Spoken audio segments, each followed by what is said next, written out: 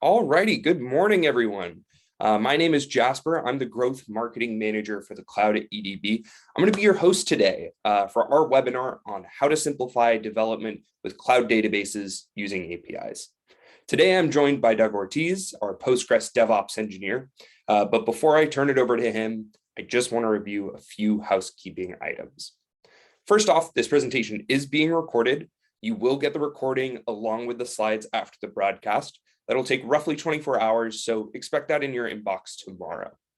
Secondly, please note that the lines are currently muted. We do expect the presentation to last for most of our time today, but any extra time at the end of the presentation, we will save that for Q&A. If you do have a question, please feel free to submit it into the Q&A panel throughout the webinar. I will aggregate all the questions at the end. With that, Doug, I think we're ready to go, so I'm going to hand it to you to kick us off. Hey, thank you, Jasper. Hello, my name is Doug Ortiz, and I'm a Postgres DevOps engineer with EDB. And for our agenda for today's webinar, as we already know, we are looking to talk about how to simplify development with cloud databases using APIs. The first step there we wanted to start with is how we're going to be attaching, talking to them, discussing APIs, their importance, their development. How can we view the code, dissect the code, develop it, authenticate, and lastly, manage clusters with APIs. By the end of this webinar, we're going to be wrapping up with a demo and with any pending Q&As. So that said, we have a starting question for you. Are you using APIs today? Let us know. We'd like to hear your thoughts and your feedback there. Okay, I just launched that poll, so you're good to go. Great, thank you. Next steps. APIs, what are they? We've heard them and they've been around for quite some time, actually since early 2000s. And an API stands for Application Program Interface. Think of it as a way of interacting with services that have been developed and provided for you so that you can connect with them. A good way, an analogy would be, think of a vending machine. You have a vending machine that's API's name is snacks.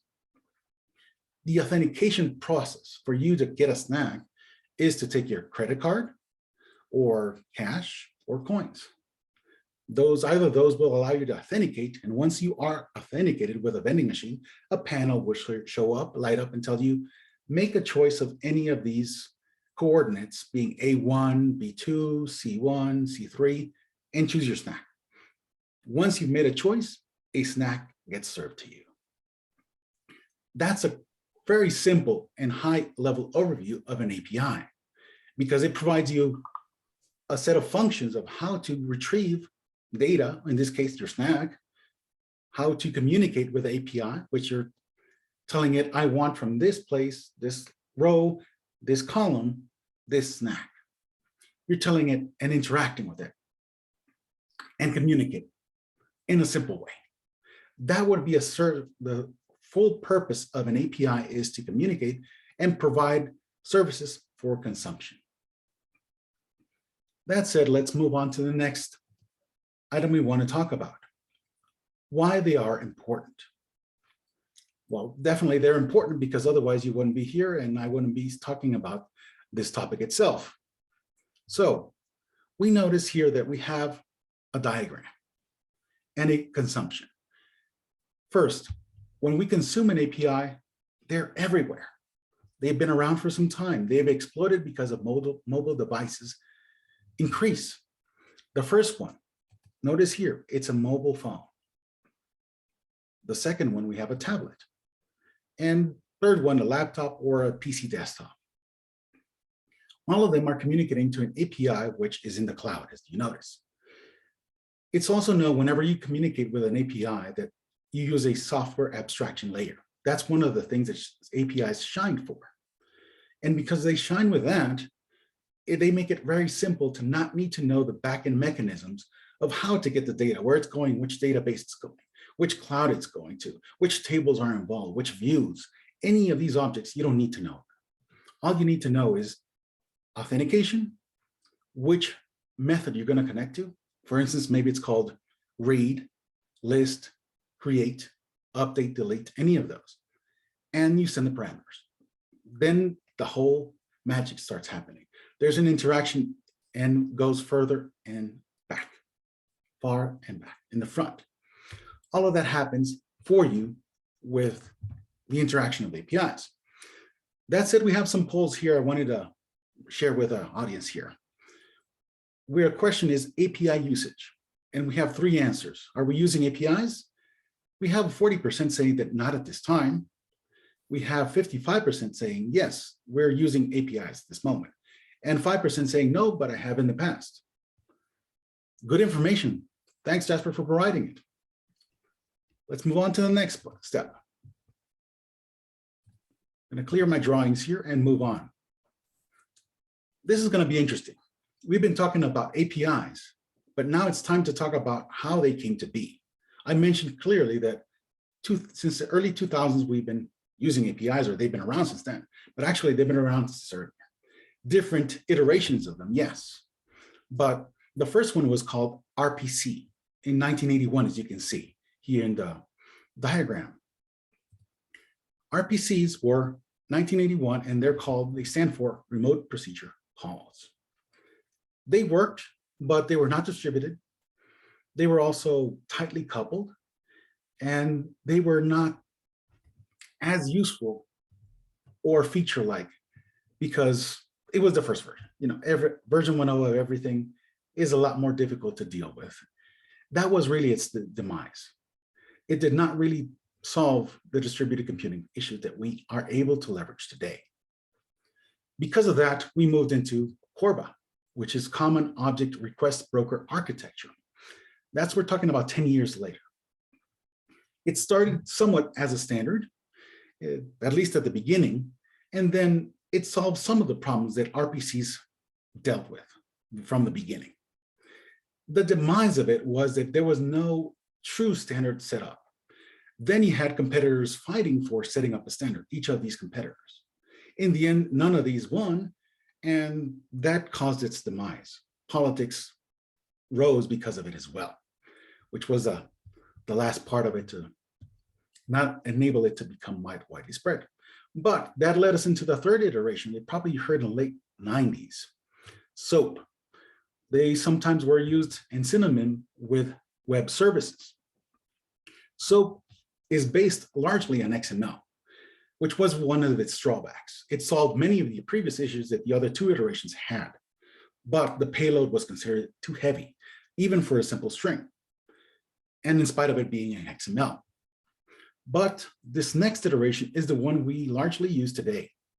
REST, Representational State Transfer. It is really one of the most accepted standards nowadays. It's reliable, stateless, and it's been used for APIs. Now, keep in mind, it's not a standard itself, but it has a lot of its implementations are pretty easy and open, widely accepted as well. It leverages standards such as HTTP, URI, JSON, and of course, XML. Who's using it? Well, just to mention a few: Twitter, YouTube, Google, one of the main players in their space there. Now, this one is a tricky one. GraphQL. It started rising since 2012. Some consider it really more of an alternative to REST APIs. Why? Because one of the advantages of GraphQL versus the disadvantages of REST is that in REST, whenever you change the front end, you have to recompile and recode your API. That is by many considered a big issue because you don't want to be compiling, recompiling, recoding all the time. GraphQL is very lightweight, allowing you to fetch what you want to get. So for instance, it has also human readable language that allows you to query your data and specify, just similar in a way to select SQL. You specify which columns and what you want to get, how much, how little. Now that in itself is a bigger advantage. It also has been forked, and you hear other iterations of it as Apollo GraphQL, some that are forked and closed source, but work quite well. That's one of the biggest states where we are right now in the evolution of APIs, as we can see.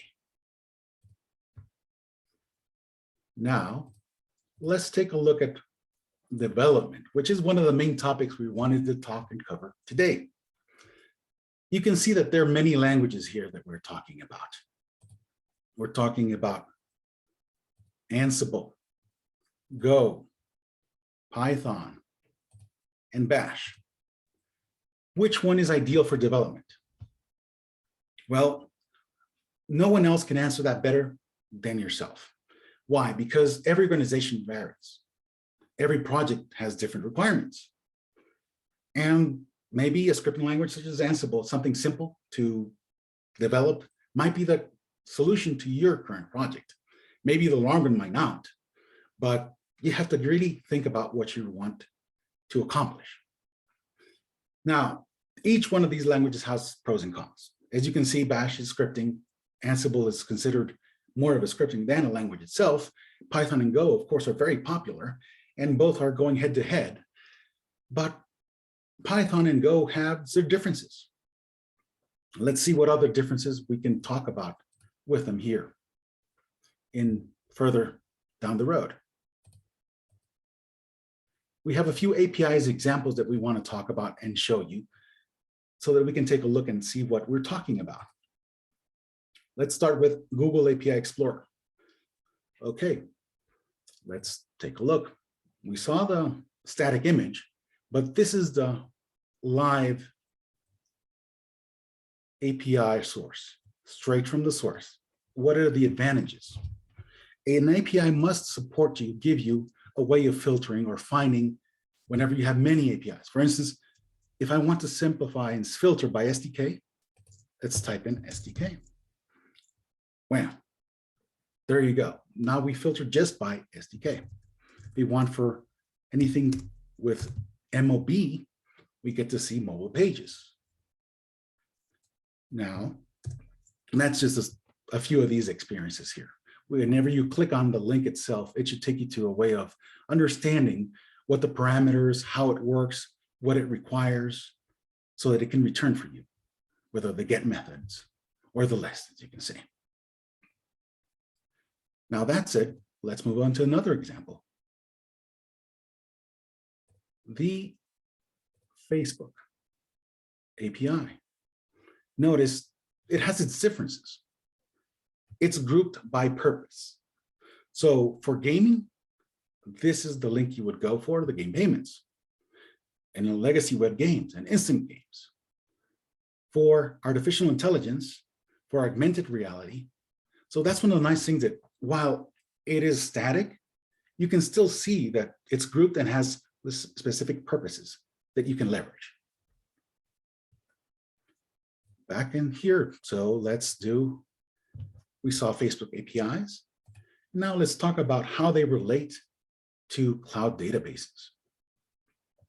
We've spoken about what an API is, languages you can develop against them with, and some of the purposes, an overall overview. How do they relate? How do APIs really relate to cloud databases? Well, for starters, databases, wherever they are, either on-premise or in cloud, they contain data. An API doesn't have to necessarily return data only. It might have other purpose, which is we'll see down there the road, we're using it for cluster management, different purposes. But here, as we can see, we have a few of these that are available to us. We have a read, we have a create, we have update, and a delete method. Nothing wrong with that. That's just what we have specified. As you can see, it's probably small. But one of the things that we have to keep in mind too is how we got here.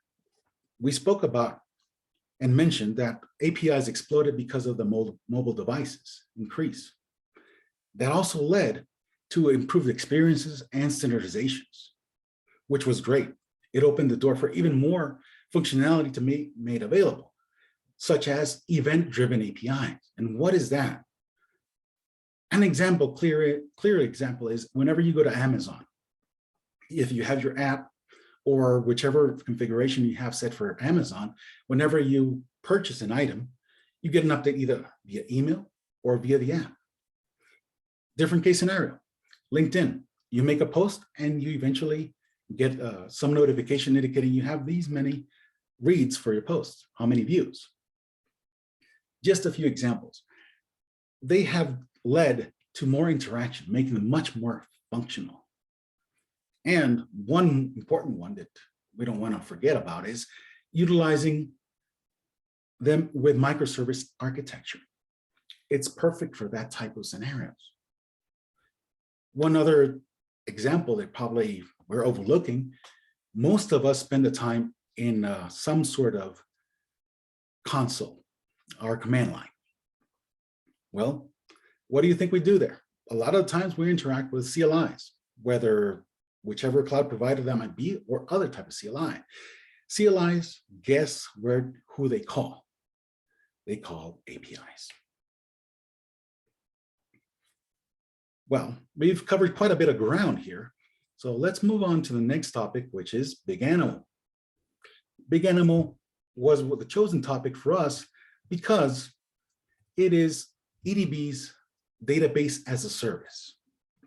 We'll also see what a database as a service is, and it's going to be a big part of our demo as well. We have many reasons we chose BigAnimal, but we have a specific question for you here. Which cloud database are you using nowadays? Let us know. We'll be glad to share that info. Okay, let's start explaining why we chose BigAnimal. So, a few reasons. We mentioned that word, database as a service. With a database as a service, it's fully managed for you, meaning you don't have to take care of the bug fixes, the patches, the updates. You don't have to upgrade to a new version because all of that is taken care of for you. All the new functionality, all the new features, auto-tuning are there for you already. All you need to worry is about focusing on your daily tasks or business processes. That's a huge item that has to be taken into account because in other scenarios, they're not always there. The other parts of it are that it's an enterprise level ready database. It provides security, aggressive security already for you. Enterprise features, single sign-on, RBAC, role-based access control, and logging. All that ready for you. And lastly, we mentioned fully managed for you, but these are huge factors whenever you're utilizing a backend database or a database as a service. It's operated by Postgres experts. It took us 15 years to get to this point for our launch. Why? Because we wanted to do it right. The right way. That's very important for us. Lastly, it incorporates all the functionality that goes above and beyond basics that are out there in the market. So, oh, great. We just got the results of the poll here. So this is the answer to the question. Thanks for answering. We got for the question, which cloud platform are you using? We have 15% are using AWS, 46% using Azure. That's a big difference. And lastly, 38% Google Cloud. So bottom line, Azure and Google Cloud are the main platforms being utilized by every one of us. Thank you for the info. That said, we're talking about BigAnimal. We have a page that's available for us. Let's go take a look. This page gives us all the good information compacted in a single form. Previously mentioned was all these releases. Notice that here we see the past events and a list of what happened, when, and how. You can see the full report. We can keep on scrolling down if we want to, but this gives you the gist of what has been happening with the updates in the back end of the database. We also get all the clear green checks, meaning it's operational. It's also being able to provision, has software deployment available, your database access, your marketplace available, and most importantly, it's all good here. That's important for it all to be operational there. Next item to keep and look in place here is APIs. Finally, we got to that point. We're going to clear up the drawings here and select here our APIs. There we go. Let's go and see the details there. Once more, we run into how can we compact and filter by functionality, by purpose. We have by version, in case we diverge in versions or add more functionality in different versions. By billing, by cloud providers. This is open for more than one cloud provider. That's really the reason for it being there. And clusters. In clusters, what can we do? Notice, we have get, post, functions, and delete. That means we are going to be able to provision, list, and delete easily. More events. We're talking about event-driven APIs. You could create webhooks to attach. And just out of an example, it could be maybe you decide that an admin wants to know how many databases were created in a specific amount of time. Start date, end date, get a list of all that, and provide a report with an API. APIs are not just to be used. They can be expanded, extended, customized to other needs. So you can build your own on top of this. Just remember that there are dependencies to keep in mind. That's really the biggest item to keep in mind. Next, authentication. We need to be able to leverage all these services, consume these services. The only way we can do that is if we provide credentials. Otherwise, we're going to be dead in the water. Why? I'll show you why. We were looking at an API. For some reason, I decide I'm ready to go and get the clusters. I click on it. We see all the details that are needed to authenticate against the cluster. This is everything we need here. Okay. Let's move it down and see if we can try using it. There's got to be a link here. I'm going to look for a cluster ID or some of these posts here. Try it out. I'm sending the cluster ID. Chances it's just an example one, but look what's going to happen. I got a response. But what type of response did I get? For one simple reason. Look below at the message. I don't have a token. So once it goes back to what we were talking, you need to be authenticated. To that effect, we're going to go and authenticate. What does it look like when you authenticate? After you've performed the valid steps, which are getting a unique identifier, finding a means of getting that identifier, that token, we have to do the following. First, get a token, obtain it via some means. There's a tool, our repo for BigAnimal, at this location that contains a script. The script here below, get-token.sh. It'll provide you the following similar format. This is just for illustration purposes. You're going to get an access token, your refresh token, when it expires, and a type of token. Once you have that, you're cleared to go and start utilizing the services available to you in the API. So managing clusters with BigAnimal API, why would you even bother doing such a thing? It's easy to manage your clusters. Once it's been provisioned, you can perform operations against them. As mentioned, provisioning, listing, deleting. You can customize this functionality. As mentioned before, you could take the listing to another level and provide a report of some format. You can also try to provision multiple groups of clusters at the end of the day. Let's say, for instance, you're in the help desk and you get all these emails or tickets that come in by the end of the day, or maybe every hour. That way you don't have to be doing it email by email. You receive a bunch of them, group them, maybe write them in a file. Develop an API that receives this file and gets the list of these details that you wrote down and provisions all these clusters, reads one by one and starts provisioning. That saves you quite a few clicks and makes it easier for you to manage your job, your tasks. Okay, so why would we even bother with any of these languages that we spoke before? Well, we chose for this specific purpose Go. Why? There's two main reasons. There's many more, but the main ones that really stuck out for us were that it's cloud native. All that means is that Go already has all the functionality baked into it needed to leverage all those cloud resources, multiprocessors, the architectures, resources, all of that is baked into it. Second one, not least, but also equally important, is cross-platform. The ability to code once, just once, and then you can compile it for any target platform. I prefer Linux or Ubuntu for an example reason. And then, well, I found out that, oops, it was supposed to be a Windows application. Wow, that's a big no-no. It's a big hiccup there.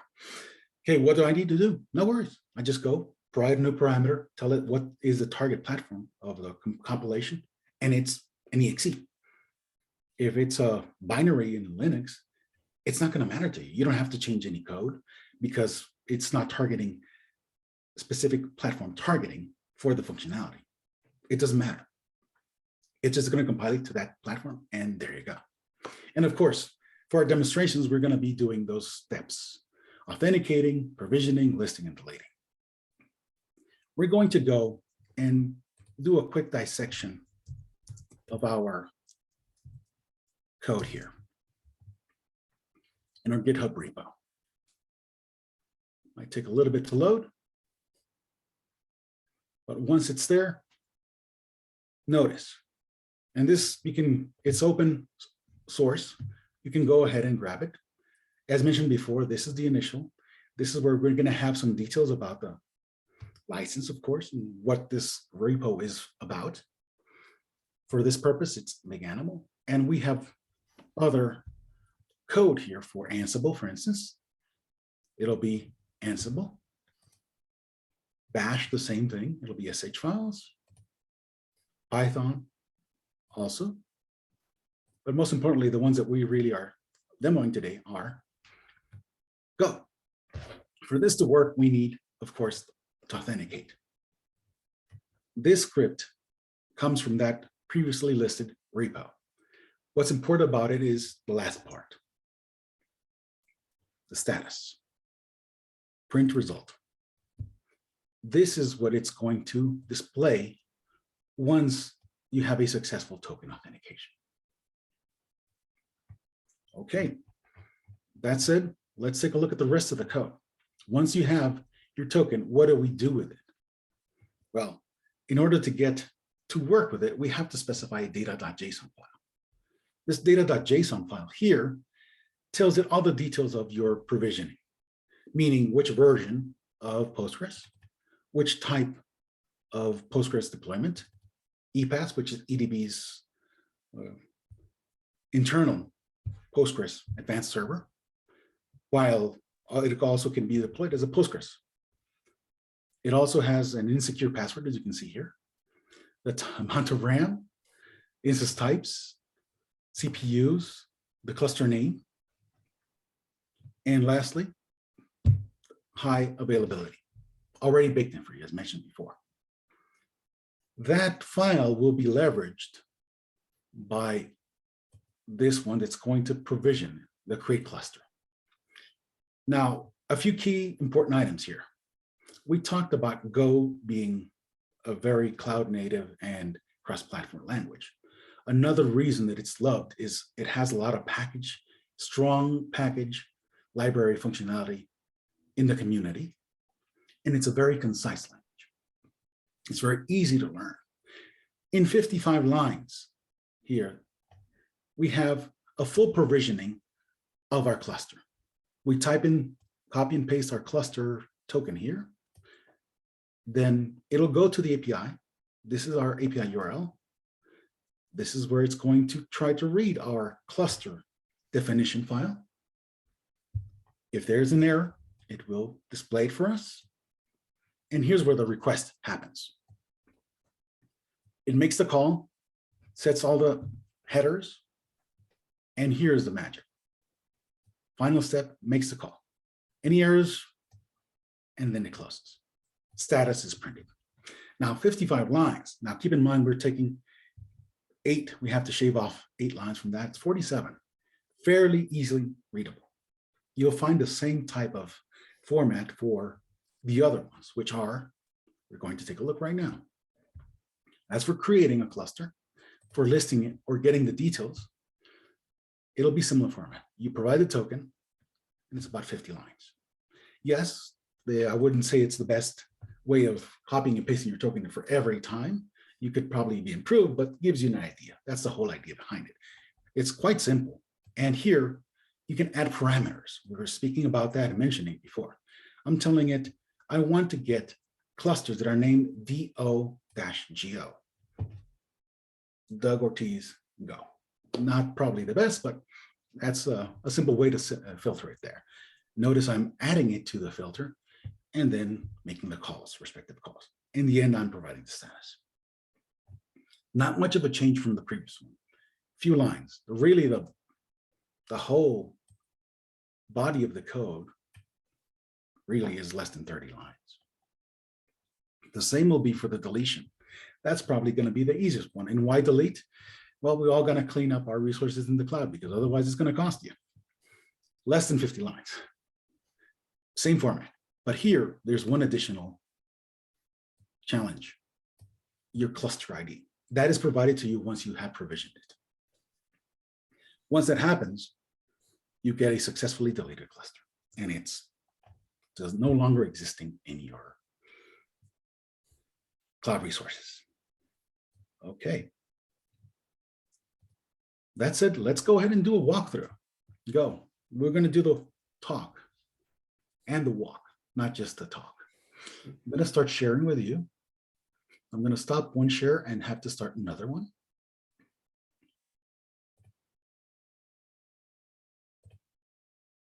Doug, I'll let you know when I can see the new one. Okay, thanks.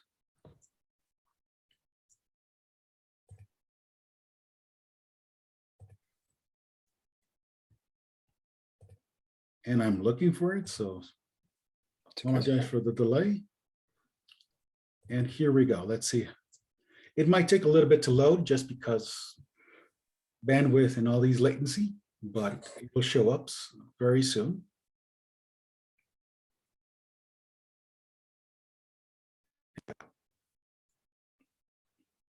Let's start the play.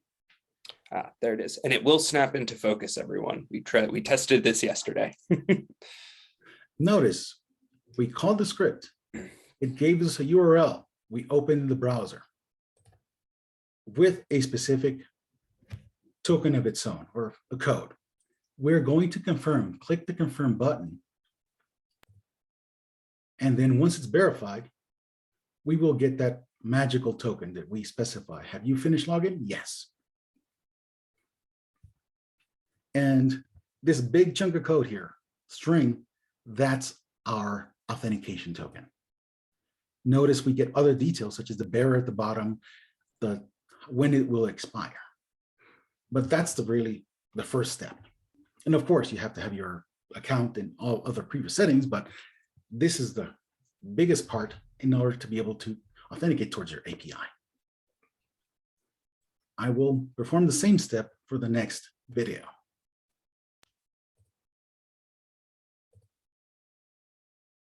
Just to add on to what Doug is saying, when we send out our follow-up email today with the recording and with the slides, we'll also include a link to start a free trial for BigAnimal, where you can get in, provision a cluster, and try out some of the APIs that we learned about here today. Yes, thank you.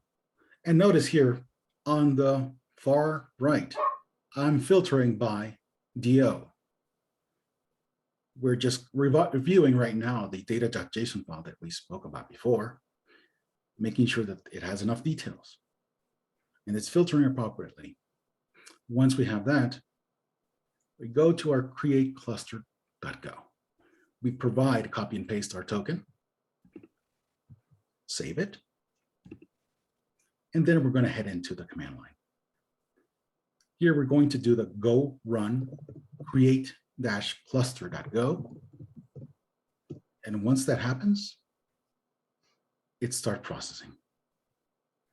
It'll take a little bit of time, and because it's a video, I can fast forward it. And notice it starts provisioning. It'll start moving forward.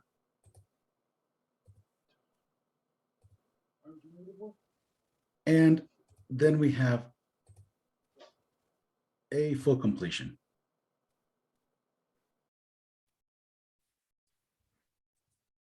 Next step, we're going to do a listing. Get the details, which this should be fairly easy. We already have an existing cluster provisioned. So we're going to, once more, provide the cluster with the code with the token.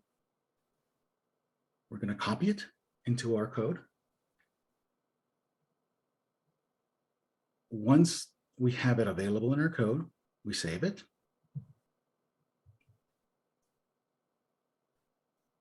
We head to the command line. Notice we have our filters that we have mentioned before. Otherwise, if we don't filter correctly, it's not going to match. It's just not going to list it. So we know that it exists, the cluster itself. We just perform a last moment review and head back to the command line and start typing the information.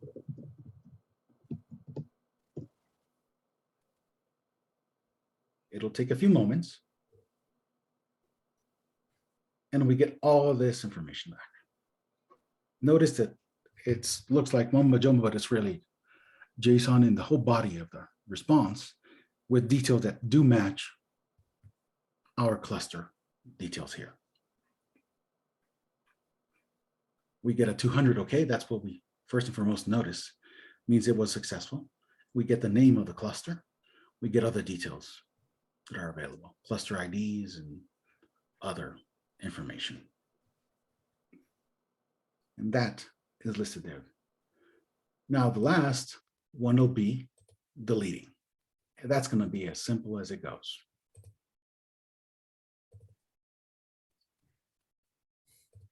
Notice we have already the cluster, as we already had previously created. We have the response we had previously as well.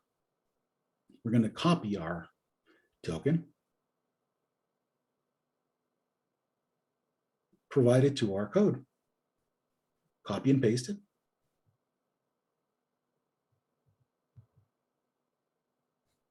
And we also have to get one more detail. Our cluster ID. Copy it, provide it.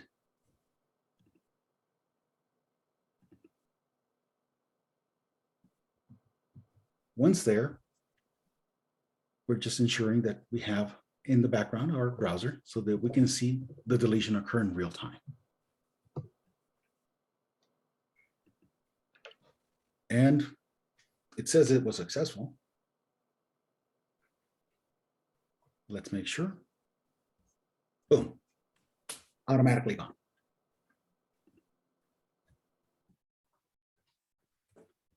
Okay, that's it. I'm going to go back to our original screen share. Thank you for doing the step-by-step, Doug. Yes, we finished there, and here we go. We've concluded our walkthrough. Takeaways. Let's talk about the takeaways. I've enjoyed the time we spent here, but we did learn quite a few things. What things did we learn? We learned what APIs are, their evolution, development. We saw a demo that works against the cloud database, BigAnimal in this case, and it was Golang. We learned about the Go, why we chose Go as a language, and that there's many other languages that can be used, that there's a repository also out there. And lastly, you can expand your APIs. We didn't touch that here. We talked about it, but that's something you can take it to the next level. Let's see what is next. where do we go from here? With everything I mentioned before, we spoke about possibly automating. And why would you want to do that? Automation brings and leads into DevOps nowadays. And DevOps, everybody has heard that word one way or another. It's the automation. And most of the time they refer to automate everything. What they're really trying to mean with that is simplify your life, make things that are repetitive, make them simple, repetitive, reusable, and automated and scheduled. All of that, a lot of words. But bottom line, all this should ring a bell, DevOps. Most of the times you could integrate DevOps with cluster management. An example, maybe for some reason you have a GitHub repo in which you would like, instead of creating tickets, to add files to it. Whenever somebody creates a commit, it'll fire off your pipeline, and based on the details provided in that GitHub repo, it provisions your cluster. Okay, that's really one of the things that we wanted to touch with you too. That's why the answer to how to simplify development with cloud databases using APIs. Next up, we're going to be moving into the Q&A. Any questions we might have, Jasper? Yeah, so we've got one question here on our data.json file. Right now it's Azure centric as opposed to AWS and GCP. Can you speak to when we might be able to see that for AWS and potentially even Google Cloud in the future? Sure, that's a great question. And great, thanks for noticing. Right now we have Azure availability. AWS availability is being added as we speak this week. And don't quote me on it, but I believe last time I heard, this week was the release or about to be released in AWS.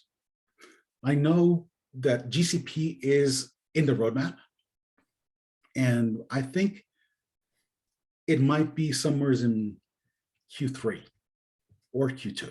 I don't hold me onto that. I'm not that privy into that, but I think that's where more or less we can see. Hopefully that gives you an idea. Thanks for asking.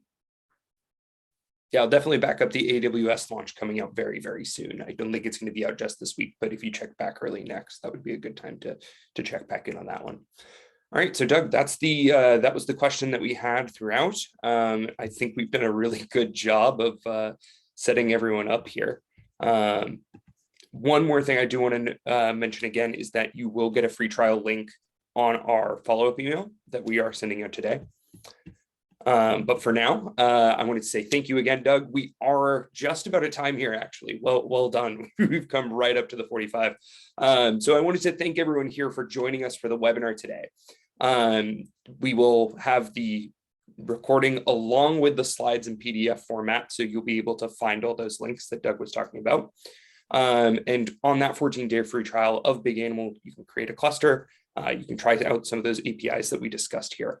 So I hope you have a great rest of your day. And I wanted to thank you again for joining EDB for this webinar. And thanks for hosting, Doug. Thank you. Thank you, Jasper. See you in